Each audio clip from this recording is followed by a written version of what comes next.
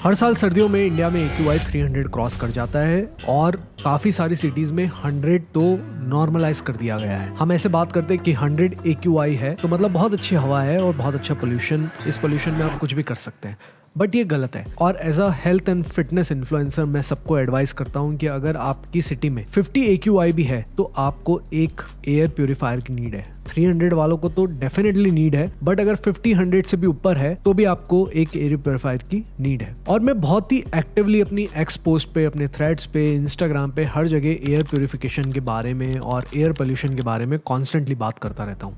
But मेरे पास DMs आते हैं, कौन सा एयर प्यूरिफायर लेना चाहिए, क्या देखना चाहिए लेने से पहले, क्या मुझे डिपेंडेंट बना देगा, क्या उसको यूज़ करने से मेरी इम्यूनिटी ख़राब हो जाएगी, क्या उससे CO2 लेवल्स बहुत ज़्यादा हो जाते हैं, क्या मैं घर के अंदर प्लांट्स लगा लूँ, क्या उससे एयर प्यूरिफिकेशन बेटर हो जाएगा। तो इन सभी सवालों के जवाब मैं आज इस वीडियो में दूंगा। ये वीडियो थोड़ी सी बड़ी हो सकती है, बट अभी तक आपको जो भी डाउट है एयर प्यूरिफायर्स को लेकर वो पूरा सॉल्व हो जाएगा इस वीडियो को देखने के बाद। अब सबसे पहले हम इस वीडियो में बात करते हैं कि आपको एयर प्यूरिफायर की रिक्वायरमेंट भी क्यों है। तो मैं आपको सिंपल भाषा में समझाता हूँ। अगर आपकी सिटी का AQI, आपके अराउंड जो हवा है वो 200 से ऊपर है तो इसका मतलब आप एक दिन के अंदर 8 to 10 सिगरेट्स स्मोक कर रहे हैं विदाउट एक्चुअली स्मोकिंग। और इस हवा के अंदर सबसे बड़े विलन होते हैं PM 2.5 जो होती है बहुत ही फाइन डस्ट होती है। वो हमारे लंग्स को पास करके हमारे ब्लड में भी चली जाती है और उसकी वजह से हमें ब्रेन फॉग होता है, फटीग होता है, मसल सोरनेस होती है और उसकी वजह से हमारे लंग्स खराब होते हैं। इसके बाद दूसरा विलन होता है PM 10 जो थोड़ी सी बड़ी डस्ट पार्टिकल होती है जिसकी वजह से हमें कफिंग होती है और थ्रोट इरिटेशन होता है। इसके बाद कुछ गैसेस होती है, नाइट्रो ऑक्साइड, सल्फर डाइऑक्साइड, ये सारी गैसेस जो हमारी कार्स में से एमिट होती है, कंस्ट्रक्शंस में से एमिट होती है, हम जो पेंट लगाते हैं उसमें से निकलती है, उसकी वजह से भी आपको काफी सारी हेल्थ प्रॉब्लम्स होती है। अब आप बाहर की हवा तो कैसे ठीक करोगे?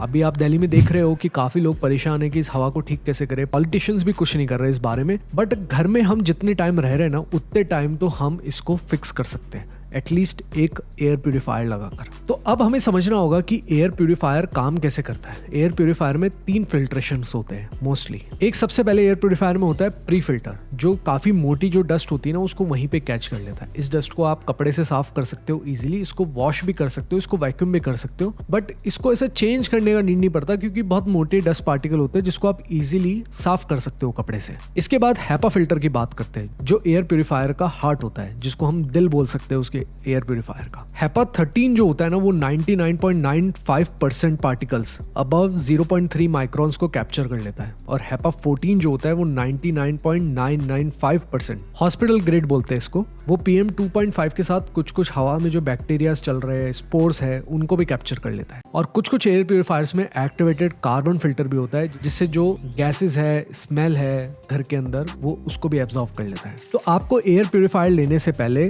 3 चीजें चेक करनी है। पहला उसमें एक प्री फिल्टर है, दूसरा उसके अंदर HEPA फिल्टर है 13 या 14 और तीसरा उसके अंदर एक कार्बन एक्टिवेटेड फिल्टर है। अब जब हम एयर प्यूरिफायर खरीदते हैं तो उसकी एक रेटिंग होती है CADR जिसको हम बोलते हैं क्लीन एयर डिलीवरी रेट। तो हमें एयर प्यूरिफायर लेने से पहले ये भी चेक करना है कि आपके एयर प्यूरिफायर की CADR कितनी है। तो सपोज आपका रूम अगर 200-250 स्क्वायर फीट का है तो उसकी CADR भी उतनी होनी चाहिए, तभी जाकर आप एक उसका यूज कर पाओगे, उसका सेंस बनेगा लेने का। वहीं पे अगर आप अपने हॉल में रखने के लिए एयर प्यूरिफायर ले रहे हो तो उसका CADR 300-350 से ऊपर होना चाहिए। दूसरी बात, आप जो भी एयर प्यूरिफायर ले रहे हो उसका जो फिल्टर का चेंज होता है, क्योंकि ये जो कार्बन फिल्टर है, इसका जो HEPA फिल्टर है, इसको चेंज करना पड़ता है कुछ कुछ ईयरली बेसिस में और कुछ कुछ 18 मंथ्स के बाद। तो उसका फिल्टर कॉस्ट कितना पड़ता है आप वो चेक कर लेना। ऐसा ना हो कि आप एयर प्यूरिफायर ले लो और बाद में जब आपको फिल्टर चेंज करवाने का एक्सपेंस पता चले तो उससे आपका एयर प्यूरिफायर को मेंटेन करने का खर्चा बहुत ज्यादा ना बढ़ जाए। थर्ड इंपॉर्टेंट बात,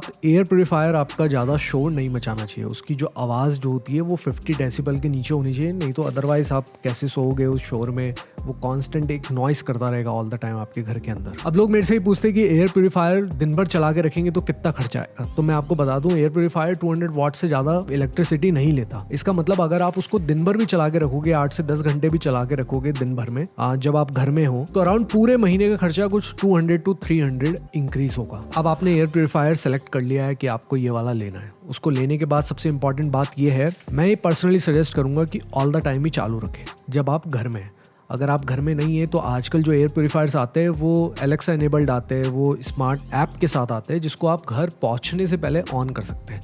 बट अगर आप घर में हैं तो उसको आप ऑल द टाइम चालू रख सकते हैं। और सबसे इंपॉर्टेंट बात, जब आप एयर प्योरीफायर यूज कर रहे हैं तब आपको विंडोज बंद रखनी है, क्योंकि अगर आप विंडोज खोल दोगे तो बाहर से जो पोल्यूटेड एयर आ रही है तो एयर प्योरीफायर आपकी बाहर की पोल्यूटेड एयर बार बार प्योरीफाई नहीं कर पाएगा। बट इस बात का ध्यान रखिए कि दिन भर में कम से कम 4-5 बार आप विंडोज खोलो 10 मिनट के लिए, फिर बंद कर दो। क्यों? क्योंकि CO2 लेवल्स, जो हमारे रूम में एयर प्योरीफायर CO2 को ऑक्सीजन नहीं बनाएगा, वो हमें बाहर से लेना पड़ेगा। क्योंकि अगर CO2 एक्सेस हो गई आपके रूम में, अगर काफी सारे लोग हैं, तो उसकी वजह से आपको मेंटल फॉग, ब्रेन फटीग हो सकता है। तो कभी कभी आप जैसे अर्ली मॉर्निंग थोड़ा विंडो खोल सकते हैं, थोड़ा शाम को खोल सकते हैं, जब आपको लग रहा है कि बाहर की AQI थोड़ी सी ठीक है तो थोड़ा थोड़ा विंडोज बीच में खोल सकते हैं। बट हमेशा विंडोज खोल के मत रखिए जब एयर प्योरीफायर यूज कर रहे हैं। अब आपने एयर प्योरीफायर ले लिया, आपने उसको प्लेस भी कर दिया, आपने उसको यूज करना भी चालू कर दिया, बट यहाँ पर आपको एक चीज का ध्यान रखना है कि एयर प्योरीफायर को आपको टाइमली क्लीन भी करना है। क्योंकि अगर क्लीन नहीं करा तो वही एक पोल्यूशन का सोर्स बन जाएगा और आपको पता भी नहीं चलेगा। बिल्कुल ध्यान रखिए कि उसका फिल्टर आपको टाइमली चेंज करना है, बाहर से उसकी सफाई करनी है।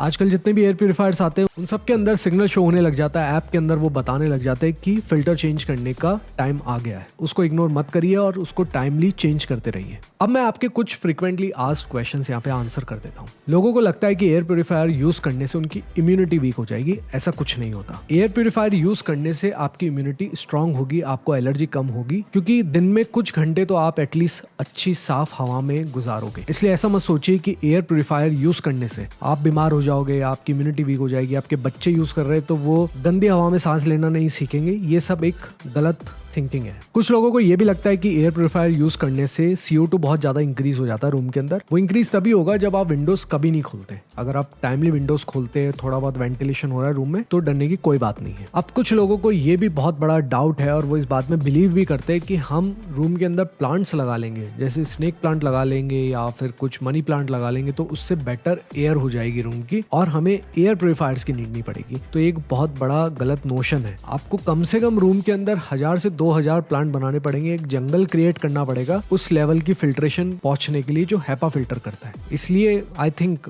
That is not practically possible कि आप इतने सारे प्लांट्स लगाएंगे अपने रूम के अंदर। एयर प्योरीफायर जो कर रहा है वो प्लांट्स नहीं कर सकते। अब काफी लोगों को ये भी लगता है कि एयर प्योरीफायर ले लिया और उसको दिन में 2 घंटे चला दिया तो हवा साफ हो जाएगी। तो ऐसा नहीं है। आपको एयर प्योरीफायर कम से कम 8 से 10 घंटे चला के रखना पड़ेगा। एयर प्योरीफायर AC की जैसे काम नहीं करता कि थोड़ा सा चला लिया, रूम ठंडा हो गया तो हमें अच्छा फील हो रहा है। उसको कांस्टेंट लगाना पड़ता है, क्योंकि बाहर की जो पोल्यूटेड एयर है और PM 2.5 बहुत ही फाइन होता है। वो आपकी विंडोज अगर पूरी सील पैक भी है तो भी उसमें से एंटर कर जाता है। उससे फाइट करने के लिए कॉन्स्टेंटली रूम में एयर प्योरीफायर हमेशा ऑन होना चाहिए। और अभी भी आपको बिलीव नहीं होता कि एयर प्योरीफायर लेने से आपकी हेल्थ बेटर हो जाएगी, तो मैं आपको एज अ चैलेंज ये बोलता हूँ कि एक एयर प्योरीफायर लीजिए कुछ अच्छी ब्रांड का, जिसके अंदर HEPA फिल्टर है, जिसके अंदर प्री फिल्टर है एंड एक्टिवेटेड कार्बन फिल्टर भी है, और उसको यूज करके देखिए फॉर 15 डेज। 15 डेज में आपको रियलाइज होगा कि आपके घर के अंदर आपको डस्ट कम दिखेगी, क्योंकि एयर प्योरीफायर वो सारी डस्ट एब्जॉर्ब कर रहा है। आपको दिखने लगेगा कि आपके बच्चे, आप खुद कम छींक रहे हो वहाँ पे, आपको स्नीजिंग बहुत कम हो रही है, आपको एलर्जीज बहुत कम हो रही है, आपकी स्लीप क्वालिटी बहुत अच्छी हो जाएगी, आपको बहुत अच्छे से नींद आने लगेगी।